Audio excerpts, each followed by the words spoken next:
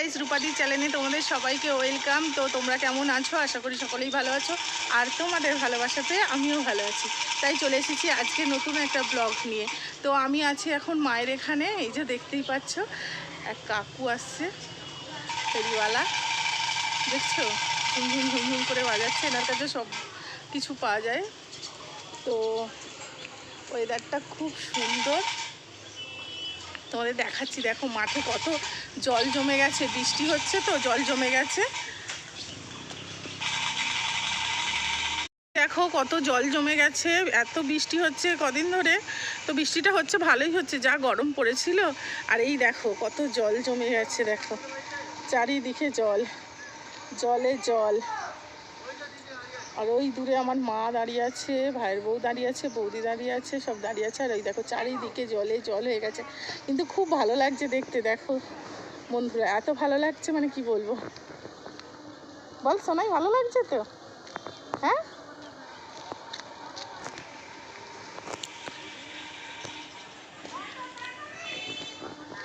এই জলে মাছ আছে। হ্যাঁ, তবে সত্যি এই জলে মাছ ছিল। কিছুদিন আগে খুব বৃষ্টি হয়েছিল, তো সব দিকটা ভরে গিয়েছিল। আর মাঠের ওই পারে যে, ওই যে দূর থেকে দেখাতে পাচ্ছি কি, দেখো দেখতে পাচ্ছ কি তোমরা দূরে ওইদিকে বড় বড় ঝিল আছে। তো ওখানে জলগুলো সব এদিকে। দাদাভাই গেছে বাজারে মাছ আনতে, কি মাছ আনে দেখি, আনলে তারপরে বাড়ির দিকে রওনা দেব। গিয়ে আবার রান্না করব, পুজো করব। আগে গিয়ে চান ঠান করে পুজো করব, যেহেতু বৃহস্পতিবার।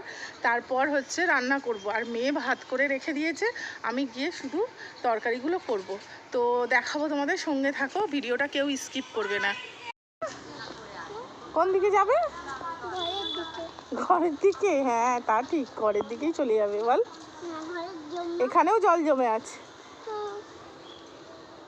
এই যে এখানেও জল জমে আছে। বল, তো এখানে চলে এসেছি আমি বাজার নিতে। কী কী নেবো ভাবছি। তো শাক তো ঠিক আছে, তরকারিতে যেই কারণে একটু কুমড়ো নিচ্ছি আর একটু বেগুন নিলাম। ওই বাপরে, এই ছোটো ছোটো বেগুন কী দাম, 100 টাকা কেজি। আর কুমড়োটা কত হলে 500, বললাম 500 দাম। তো এখন চলে যাচ্ছি আমরা বাড়ি বাজারে। আমার দাদা কী নিয়েছে দেখবো, মাছটা গিয়ে পরেতেই দেখাবো। আর আমি দেখিনি, মায়ের বাড়ি থেকে বেরিয়ে পড়েছি তাড়াতাড়ি, কারণ বেলা হয়ে গেছে, গিয়ে পুজো করতে হবে, রান্নাও করতে হবে। সেই কারণে দেখতেই পাচ্ছ বেরিয়ে পড়েছি। আর আসার সময় দেখালাম যে একটু সবজি নিচ্ছি, কারণ মা শাক দিয়েছে। তা কী শাক দিয়েছে সেটাও বাড়িতে গিয়েই দেখাবো তোমাদের। যাচ্ছি আর এদিকে রাস্তাটা খুব সুন্দর।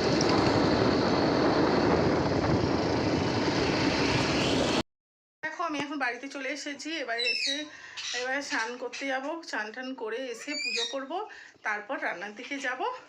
চলো। হ্যাঁ হ্যাঁ হ্যাঁ, কল খুলে দাও, আমি চানে ঢুকে যাই, চানটা করে পুজোটা করে নিই। ও তার আগে চলো দেখাই তোমাদের দাদা কি মাছ নিয়ে এসেছে আর কি কি নিয়ে এসেছি, চলো দেখতে থাকো। তো এই দেখো, এটা নিয়ে এসেছে লটিয়া মাছ। আমরা এটাকে লটিয়া মাছ বলি, তোমরা কি বলো জানি না। তো এটা লটিয়া মাছ, এটা শুকনো শুকনো ঝুড়ো ঝুড়ো করে তরকারি করলে ওরে বাপরে, আর কিছু চাই না। আর এখানে হচ্ছে কাতলা কাটা, কাতলা মাছ নিয়ে এসেছে।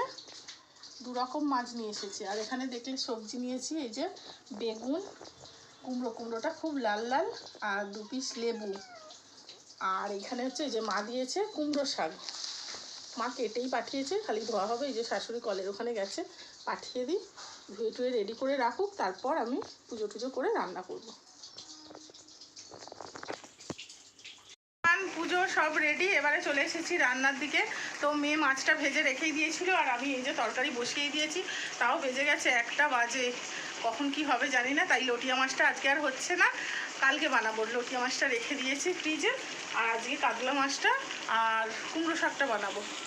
আর আগামী দিনের মানে টকটা আছে, একটু হয়ে যাবে। শাকের সব আনাজ কাটা আছে, এখানে কুমড়ো শাকটা ধোয়া আছে, এখানে মাছ ভাজা হয়ে। তাই কলটা বন্ধ করে দিয়ে আসো, জল পড়ে যাচ্ছে জানো, কলটা বন্ধ করে দিয়ে আসো।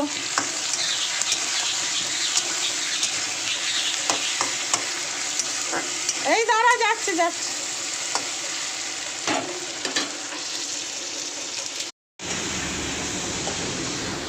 তো আজকে খেতে খেতে প্রায় 2:30 বেজে যাবে, অনেক বেলা হয়ে যাবে, কারণ অনেক দেরি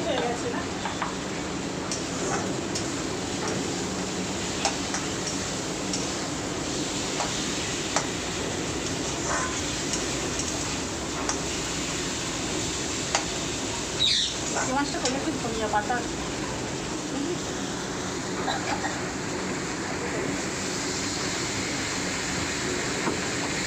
এই রান্না হলো দেখো। এই হচ্ছে কুমড়ো শাকের চচ্চড়ি, এই যে কাতলা মাছের ঝোল, এখানে ইলিশ মাছ সর্ষে দিয়ে করা, এখানে আমড়া দিয়ে মাছের ডিমের বড়া, আর এই লেবু কাটা। থালা ঠালা সব নিয়ে রেডি। এবার ভাত বাড়বো, বললাম না বেলা হয়ে যাবে, অনেকটা বেলা হয়ে গেছে, 2টো বাজে। খাবার টাবার বেড়েই ফেলি, সবজি কালে হয়েই গেছে, অনেকটা বেলাও হয়ে গেছে। তো ভিডিওটা কিরম লাগলো অবশ্যই কমেন্টে জানাবে, আর ভালো লাগলে লাইক কমেন্ট শেয়ার করে দিও। সবাই ভালো থেকো। ভিডিওটা এখানেই শেষ করছি, এবার খেতে বসবো, পেটে ছুঁচোয় ডন মারছে। সবাই ভালো থেকো, টাটা।